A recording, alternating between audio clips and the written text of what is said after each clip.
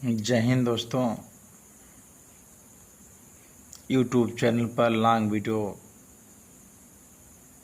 पहली बार बनाने जा रहा हूं और इस वीडियो के माध्यम से हमारे दर्शकों से अपील यही है कि हमारे चैनल को सब्सक्राइब करें या ना करें, लेकिन अगर आपको पसंद ना आए तो डिसलाइक अवश्य करें ताकि हम उसमें और सुधार कर सकें। अगर डिसलाइक नहीं करेंगे तो हम सुधार लाने की संभावना कम रहती हैं, तो डिसलाइक ज़रूर करें। अगर हमारी भाषा शैली को और अच्छा सुनना चाहते हैं, हमारे गीत सुनिएगा जो हमने यूट्यूब डाले हैं। हमारी आवाज़ ऐसी नहीं है।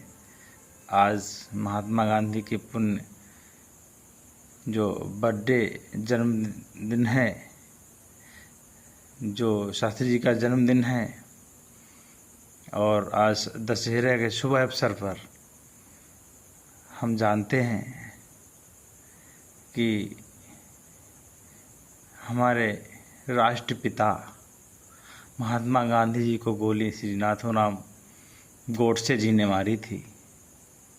बहुत ही देशभक्त थे गोडसे जी, मानता हूँ, लेकिन उन्होंने हिंसा का रास्ता अपनाया था दोस्तों, जो कि बहुत ही गलत था। ये हम नहीं कहते हैं, यदि आपके जहन में जाए सही बात हो तो आप भी स्वीकार करें। कुछ नियम होते हैं, कुछ कानून होते हैं, जैसा कि हम जानते हैं। बहुत ही कमेंट्स आते हैं, कई जगह हमने पढ़ा है, देखा है कि दुशासन ने जब द्रौपदी का चीरहरण कर लिया है, जिसने चीरहरण कर लिया है उसे कोई नहीं दिखाता है, उसे कोई नहीं जलाता है। और रावण जो कि सीता माता की पवित्रता को भंग नहीं कर पाया, कभी गया नहीं उनके पास और उनके जलाने की कोशिश की गई है, और रावण को जलाया जा रहा है। जबकि विद्वान, हाँ मानता हूँ कि रावण विद्वान थे, वो लंका के राजा थे, लेकिन उसके पहले बहुत ही गहरा संबंध हमारी संस्कृति से जुड़ा हुआ है, हमारे नियमों से जुड़ा हुआ है। जैसे कि डॉक्टर भीमराव अम्बेडकर, आप जानते हैं, जो कानून बना के गए हैं इंडिया के अंदर। आप सोचिएगा, किसी का मर्डर हो जाता है, किसी का, अब हम अपनी वाणी से तो नहीं कहते हैं, किसी का अंग के साथ खेला जाता है, किसी हमारी बहन विधवा औरत को मातुल समान को अपमानित किया जाता है, लज्जित किया जाता है, यहाँ तक कि कृतज्ञ कार्य किए जाते हैं। तब हम कानून का अधीन चले जाते हैं और कानून लंबा चौड़ा खींच के हमें डिसीजन देता है। क्यों? क्योंकि हम कानून में बंधे हैं, एक नियम में बंधे हैं दोस्तों। तो यही कोई अपहरण कर देता है या कुछ कर देता है तो उसको अपहरणकर्ता कहलाते हैं, और अपहरणकर्ता को पुलिस ढूंढ के उसको मार देती है, जला देती है, जो कि रावण के लिए साथ किया गया था। तो दुशासन जो है हमारा नियम में बंधा हुआ था, जो कि नियम में जुआरियों के साथ हमारे 5 पांडवों ने मदिरापान किया और जुआ खेला, और जुआ में अपनी नारी को हार गए। जब हार गए तो उनकी हो गई। तो ये नियम के विरुद्ध था, लेकिन जो सबसे बड़ा न्यायाधीश हमारा ऊपर बैठा है, बंसी वाला बैठा है, अल्लाह ताला बैठा है, और मुरली वाला बैठा है, साईं बाबा बैठा है, ईसा मसीह बैठा है, सर्वधर्म समान, जो सबसे ऊपर वाला बैठा है। सब उसकी न्याय की लाठी में मार नहीं होती है, वो जब आता है किसी न किसी रूप में सामने आता है। तो उस समय हमारे हिंदू धर्म में श्री कान्हा जी बने थे द्रौपदी जी की लाज बुझाने के लिए, और हर धर्म में ऐसे कान्हा जी पैदा होते रहे हैं और पैदा होते रहेंगे, और द्रौपदी की लाज बचाई है। और नियमों को ताक रखते हुए जो सामान बनाए हैं मनुष्यों ने, उनके अंदर निकाल करके द्रौपदी की लाज बचाई है।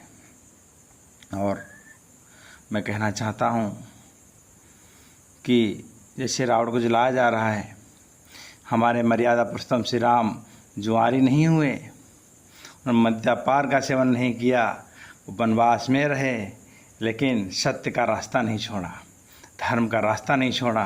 उनको किसी बंसी वाली ज़रूरत नहीं पड़ी, खुद ही बंसी बन गए खुद उनके तीरों से वंशियों की तान जब निकली तो लंका जला डाली उन्होंने।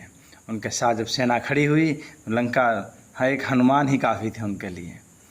एक हनुमान जी ने ऐसा कर्तव्य दिखा दिया कि पूरी लंका विध्वंस जला के कर दिया। क्यों? कि उनके सत्य थी, उनके पास नियम, और उनके पास जो अपहरण करता थे रावण, उसको जला दिया। वो कौन थे? वो कानून, जिन्होंने कानून बनाया है वो कानून के रखवाले थे। और कानून के रखवाले होते हुए उन्होंने कानून की इज्जत की, उनकी धज्जियाँ नहीं उड़ाने। क्यों? क्योंकि उन्होंने सत्य का रास्ता अपनाया। अपने पाप जब कहा, जो उन्होंने कहा वनवास चाहिए तो खुशी खुशी वनवास चले गए। क्या हमारे धर्म, क्या हमारी संस्कृति रही है? भैया उनके भरत जी, जो उनको राजपाट मिल गया था लेकिन उन्होंने त्याग दिया। भैया के आगे हम राजपाट नहीं लेंगे। तो सबसे बड़ा तो त्याग हमारे भरत जी का रहा था। वहाँ पे सुनने को मिलता है, लेकिन क्या हम जानते हैं, कभी सोचा है कि सबसे बड़ा त्याग किसका रहा है? हमारे महाराज दशरथ जी के प्राण भी कैसे गए हैं। अरे कोई भी राजा अपने वरदान से देने से पहले 100 बार सोचता है, लेकिन माता कैकेयी को वरदान दे चुके थे।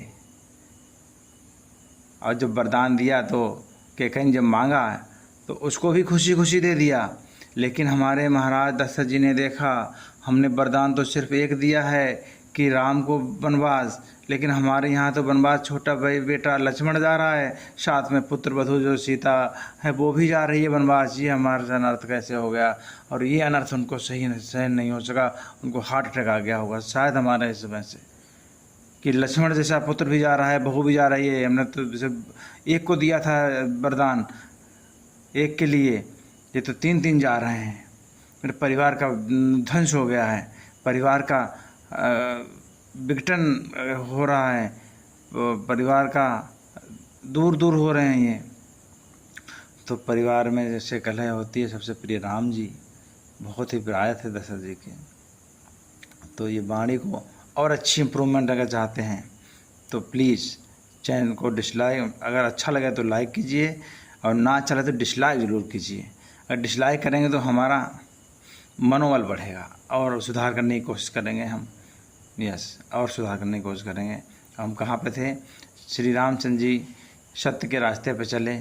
सत्य क्या, भगवान श्री रामचंद्र ही थे। जब वही मुख हो जाएंगे तो सत्य रास्ता क्या, वहाँ भी धर्मराज थे, वहाँ भी समझा सकते थे, वहाँ भी नकुल सहदेव थे, वहाँ भी भीम थे। भीम इतने पावरफुल सारे थे, और क्या कहना, दारू पी, मदिरा पी, जुआ खेला, नारी हार गए, नियम के अंदर कुछ नहीं कर सके। आज भी वही चल रहा है। तो इसलिए हम दुशासन को नहीं ला रहे हैं, क्योंकि वो नियम के अंदर था, उसने जीता था द्रौपदी जी को, लेकिन रावण ने अपहरण किया था। अपहरणकर्ता को जला दिया जाता है, अपहरणकर्ता को जला दिया जाता है, मार दिया जाता है, ऐसे समझिए आप, जला दिया जाता है। तो मेरा मोटो यही है कि जो दशहरा मनाते हैं हम खुशी से मनाएं, और जो ऐसे कृतज्ञ काम करें और उनको ऐसे ही जनता के सामने लाकर जलाएं नहीं, क्योंकि ये भी एक हिंसा का ही पात्र है। उनको शर्मिंदा कीजिए, उनको बीच चौराहे पे लाइए, दिखाइए, और सबसे शर्मिंदा कीजिए, जो कि सर उठा के जीने के लिए ऐसे कार्य करें, ऐसे कार्य करें। कैसे? जो घिनौना काम उन्होंने किया होगा उससे 10-100 गुना अच्छे काम जब करेंगे तब कहीं उनका नाम होगा। वो 10 काम करेंगे तो एक छत वाला एक काम करेगा, उसके बराबर काम होगा। तो वो इतनी मेहनत करेगा, वो 10 काम कर लेगा। और इस तरह से हमारी भारत की संस्कृति और अच्छी होती चली जाएगी। जलाना नहीं चाहिए, हिंसा मतलब जलाना चाहिए, प्रकृति ठीक है, लेकिन उसको सुधार की आवश्यकता है। जैसे कि हमारा कानून बना है, कानून में आते हैं बाल, अगर किसी से हो जाता है ना तो बाल सुधार के भेज दिया जाता है। ऐसे सैनिक जो बंदी होते हैं, कैदी होते हैं, उनको भी सुधार का चांस दिया जाता है। तो सुधार होना चाहिए, हिंसा नहीं होनी चाहिए, हिंसा नहीं होनी चाहिए। परमात्मा की ये जीवन दिया हुआ इस नादान इंसान के हाथों चला गया तो क्या फ़ायदा। अरे प्राकृतिक मृत्यु आए, कितना जीवन अच्छा होता है। हमारे सैनिक भाई रहते हैं वहाँ पे, कितने योद्धा डेडिकेटेड रहते हैं। क्यों? हमारे सब स्वस्थ रहें, सब मस्त रहें, सब खुश रहें। यही आशा है हमारी। सब स्वस्थ रहें, सब मस्त रहें, सब खुश रहें और सर्व धर्म सर्व भाव सबके अंदर प्रकट हो। ओके भाई, मैं वाणी को प्रणाम देता हूँ। अगेन फिर कहता हूँ, अगर हमारी वाणी को और अच्छा इम्प्रूव करना चाहते हैं तो चैनल को सब्सक्राइब और लाइक ज़रूर कीजिएगा, जय हिंद दोस्तों, जय हिंद।